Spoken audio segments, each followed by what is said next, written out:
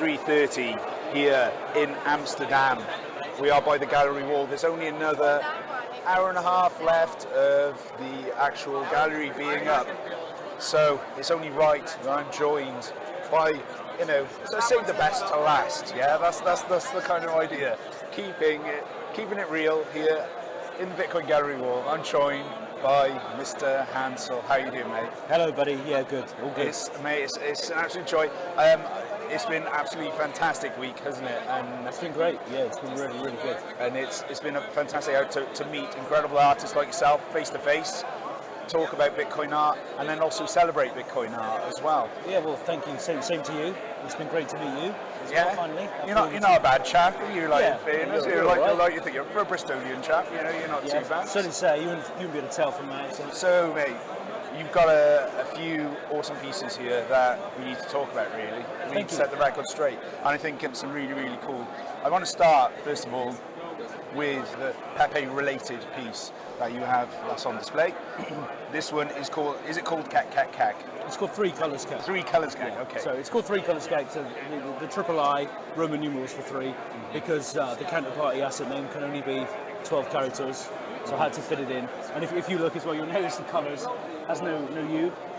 Oh, I love it. Very American. Very American on the label. We've got to keep it. It's more about American fitting audience. it into the counterparty. Right. Okay. That's cool. Yeah. So I had this idea. I wanted it to be called Three Colours Kek. I love the three colours blue, three colours red. Trilogy. So yeah, Three Colours Kek. It's a really, really cool piece. Why do you choose these three colours in particular?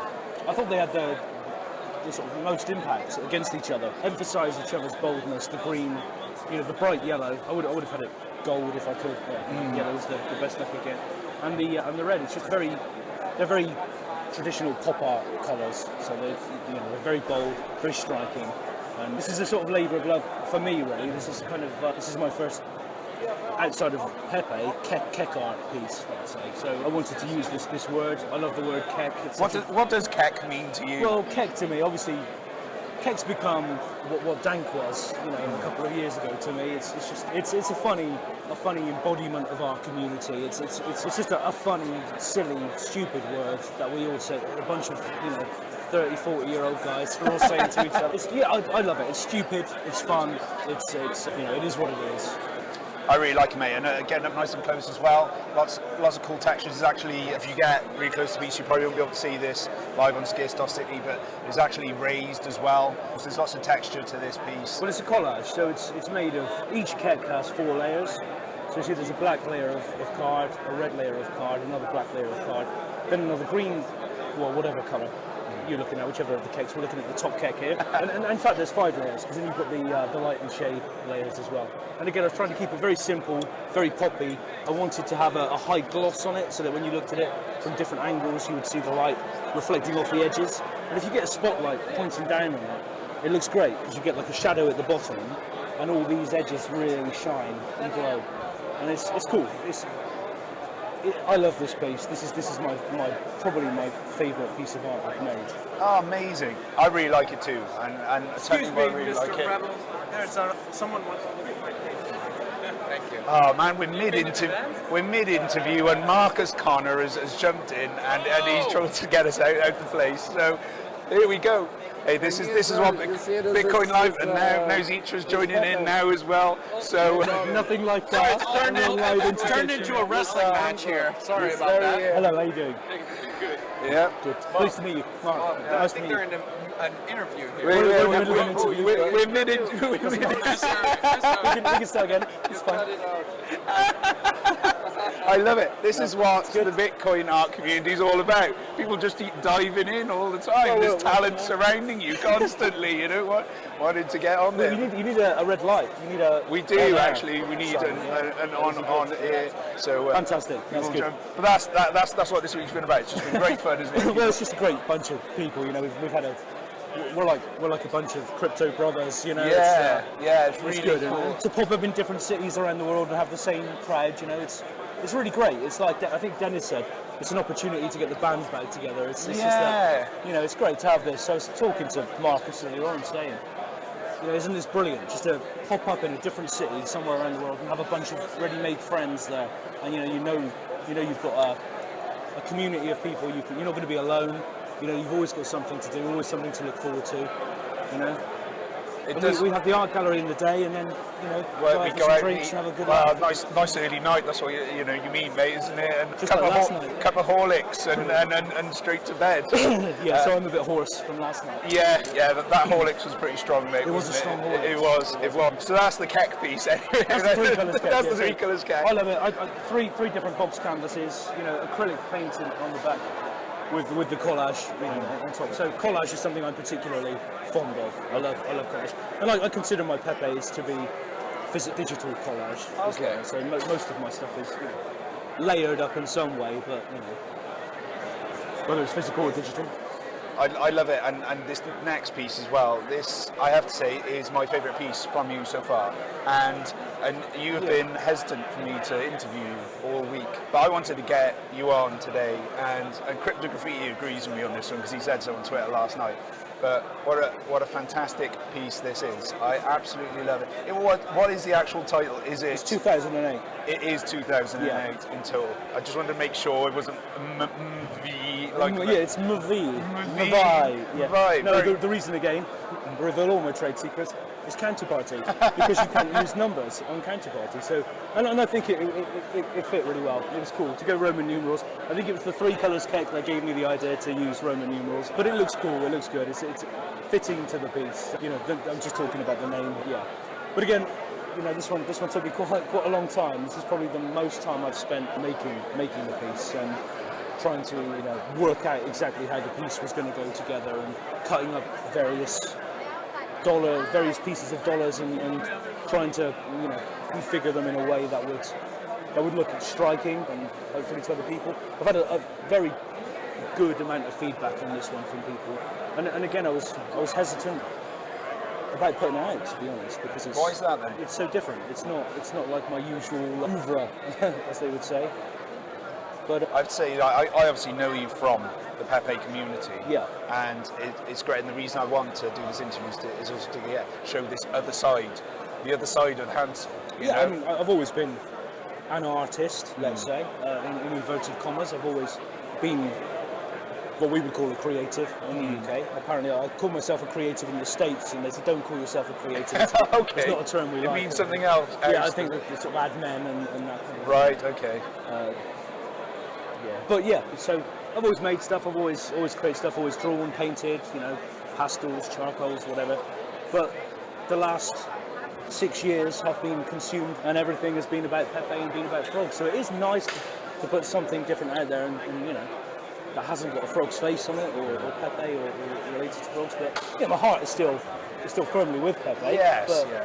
It's nice to put something different out, and it's related to the crypto community. The financial storm of 2008 is represented with obviously the chopped up green side of the dollar, and it's giving way to the 21 million Bitcoin in 2008. The white paper was obviously famously released the same year as the great financial crash. Two ends of the year, obviously bookended with a fiat financial crash down here installed. And at the time as well, me and my family were hit hard by it because we just bought our first house at that point in time, and we were in massive negative equity, and we couldn't remortgage. We couldn't stay on the fixed rate. So it had impact. It impacted everybody. This issue. Yeah, it was a bad time. And then my interest in Bitcoin grew probably off the back of that, and off the back of finding out things like banks could only secure a certain amount of your money, for instance. So, if you were lucky enough, and I wasn't, to have more than, I think it was £70,000 or something, was it? And there was a financial, collapse, you would only be guaranteed to get £70,000 back. So, you could have people like my parents' generation, for instance, that have got, maybe a couple of 100,000 from their life of work or from selling, assets or whatever it might be. Again, not in my family, but other families, and it's all wiped out and gone, and there's no backing. And I thought that truly sucked. Hence the inspiration for the piece. I particularly like it again that just looking again for anyone who's looking to purchase this in scarce.c, the collage, the not only just the collage levels but the textures as well. I wanted to. I think it is pretty awesome, and it's this cloud of fear, this mix, this maelstrom of basically crap, that was the financial markets and leading up to that in 2008, and then you've got this kind of purified Bitcoin rain that's coming down to cleanse it and hopefully provides nutrients for a growth, isn't it? Coming on with it. Yeah, if you please. Yes. It's supposed to. You see the bar of orange at the bottom is Bitcoin's orange pilled Bitcoin color, and I wanted to use a muted sort of dull but still nice color for the background of the main piece and have some kind of bright future represented at the bottom. So the future's bright, the future's orange. It is, yeah. Well, it's a good marketing slogan. It is, yeah. You should really. Let's write that one down. Yeah, you should write that one down. Yeah, and that's it. So the Bitcoin obviously falls and becomes the stable sea of orange, of self-banking.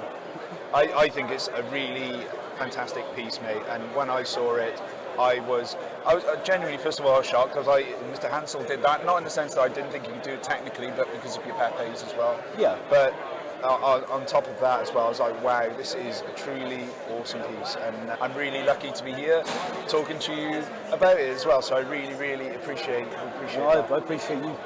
Thanks, liking man. it. Yeah, Thank you, man. Thank you. It comes with just one last question. It comes with an XCP asset as well. It does, yeah. And, it's just a one of one. It's just a one of one.